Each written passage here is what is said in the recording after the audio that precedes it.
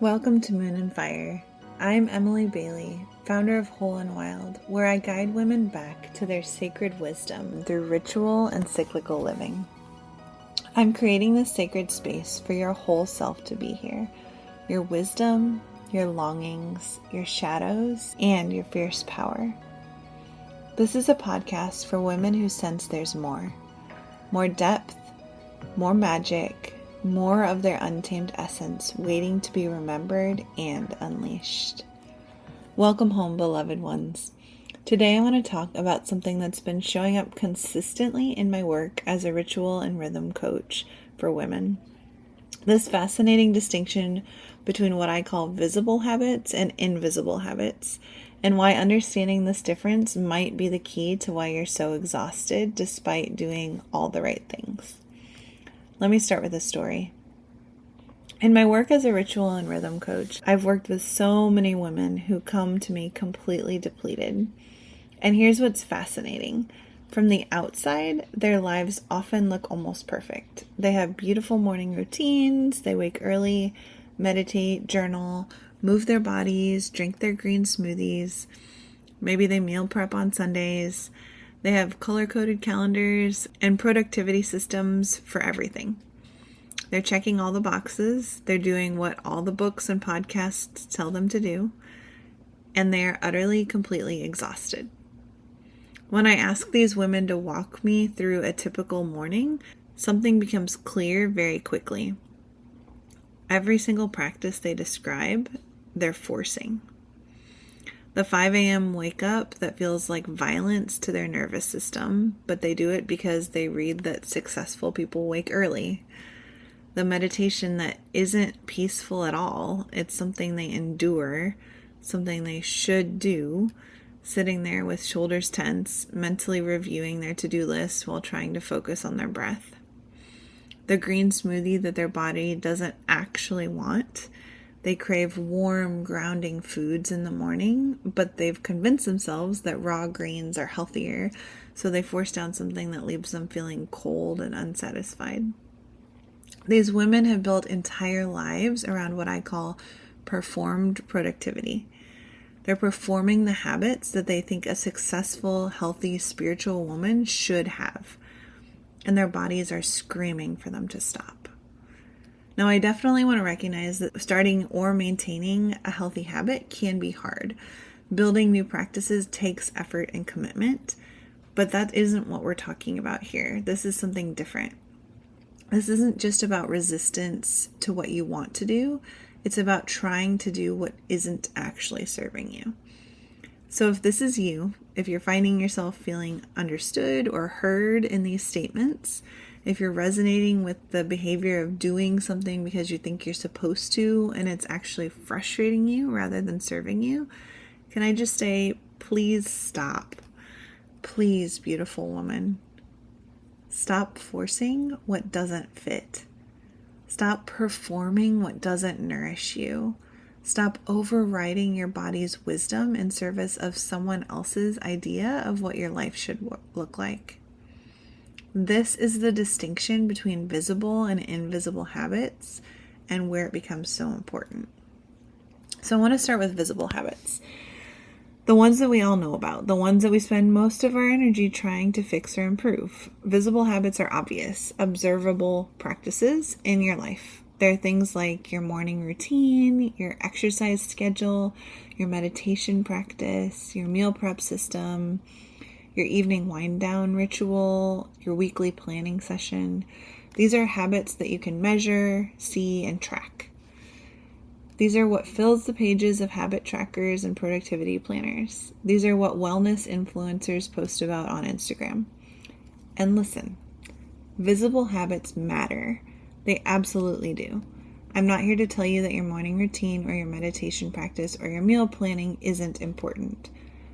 But here's what I've learned after years of working with women who are exhausted despite having good habits. The visible habits are rarely the problem. The problem lives one layer deeper in what I call invisible habits. Invisible habits are the unconscious patterns that govern how you move through the world. They're the habits you don't even realize you have because they've become so automatic, so woven into your way of being that they're invisible to you. Let me give you some examples of invisible habits. The habit of overriding your body's signals. This is when your body says, I'm tired, I need rest, and you immediately think, I can push through, or I don't have time to be tired. Every single time your body speaks and you override it with what you think you should do, that's an invisible habit. Another one is the habit of forcing rhythms that no longer fit. This is when you keep trying to make a routine or practice work, even though it stopped serving you months ago. Maybe it worked beautifully when you were single, or before you had children, or in a different season of life, but now it's just creating friction. Yet you keep forcing it because you think you should be able to make it work. And sometimes this example applies to your family. You might, this is an example that's really fresh for me actually, but we've had in our family this rhythm of going to the library with the kids on Wednesdays, and it's not working anymore. And in fact, it started to become something that creates a grumpiness, like a general grumpiness, as opposed to like the delight and the variety that it used to provide. And so forcing a rhythm that isn't serving any longer is an invisible habit. The habit of performing productivity instead of honoring your natural flow. This is a big one. This is when you organize your entire day around looking productive, around checking boxes, around being able to say you did all the things, even when those things aren't actually aligned with what your body, your cycle, or your season needs. The habit of saying yes before checking in with yourself. Someone asks for your time, your energy, your help, and your mouth says yes before you've even taken a breath to feel into whether that's actually a yes for you. The words come out automatically, and then you're committed to something that depletes you. The habit of waiting for permission to change. This is when you know something needs to shift. You know a rhythm isn't working. You know you need to reorganize your life, but you keep waiting for some external sign, some permission, some perfect moment before you allow yourself to make the change. Then there's the habit of making yourself small to keep others comfortable. This is when you dim your light, soften your voice, minimize your needs, shrink your presence, because somewhere along the way you learned that taking up space or having needs or being too much wasn't acceptable. You see how these are different from visible habits? These aren't about what you do, they're about how you be. They're not about your morning routine. They're about whether you trust yourself enough to honor what your morning routine should actually be. And here's the thing that most people miss. You can have the most beautiful, perfectly designed, visible habits in the world, but if your invisible habits are working against you, you will stay exhausted. You can meditate every morning, but if you have the invisible habit of overriding your body's wisdom, that meditation won't create the peace that you're seeking. You can have a meal prep system, but if you have the invisible habit of performing what you think healthy should look like instead of nourishing your actual body, you'll stay depleted. You can have a perfect evening routine, but if you have the invisible habit of saying yes to everyone else's needs before your own, that routine will never create the restoration you need. So as a ritual and rhythm coach for women, some of my bread and butter is the power that is unlocked when women stop fighting their intuitive flow and allow themselves to navigate their lives with the ease of natural presence rather than performed productivity. Let me say that again because it's so important.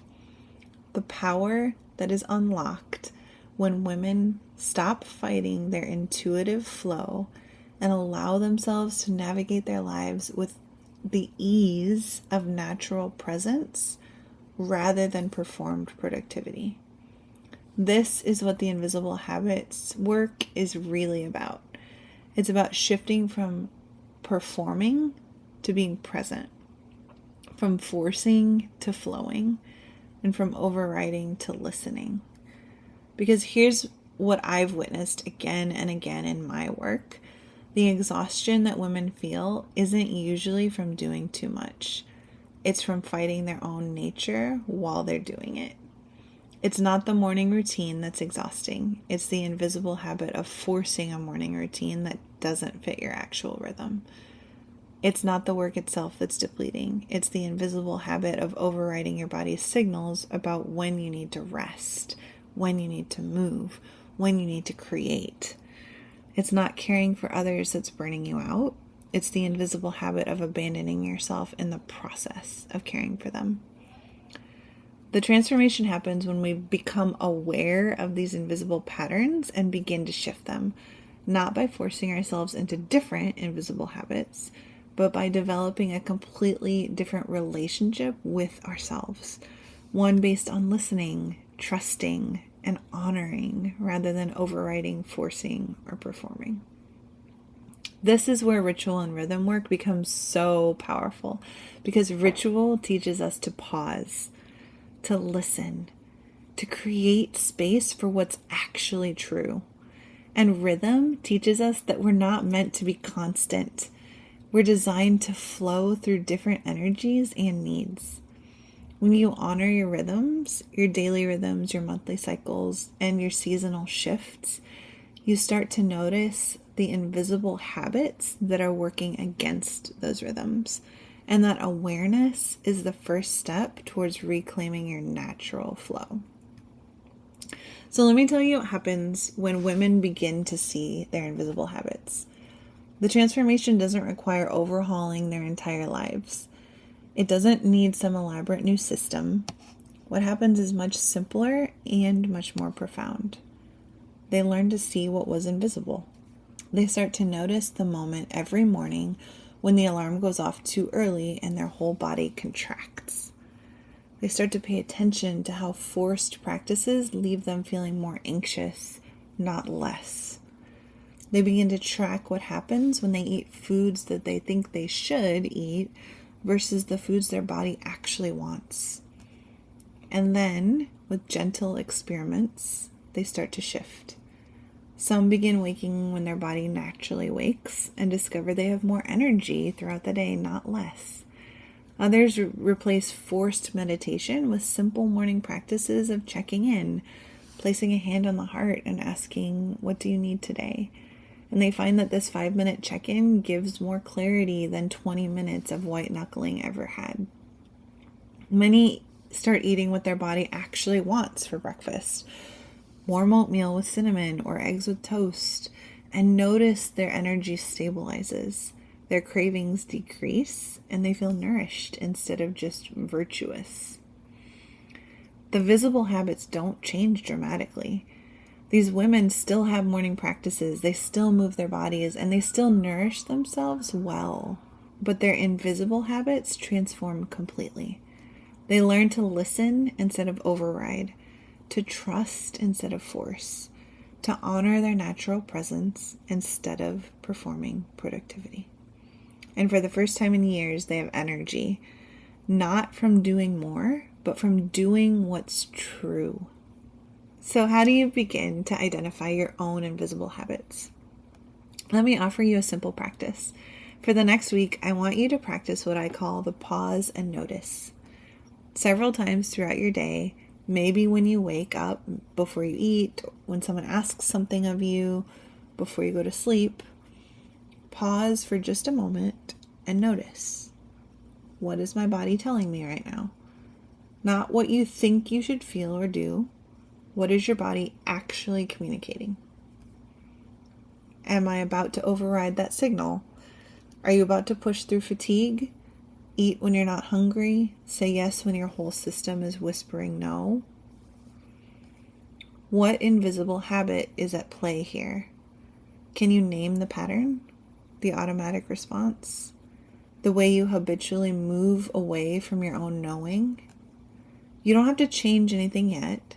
Just notice. Just bring awareness to these invisible patterns. Because here's what I know from my own journey and from guiding hundreds of women through this work. You cannot transform what you cannot see. The moment you start noticing your invisible habits, really seeing them, naming them, acknowledging their presence, you've already begun the process of reclaiming your power. You're no longer unconsciously abandoning yourself. You're becoming present to your own experience. And that presence is where all transformation begins. So I want to close with an invitation and a blessing.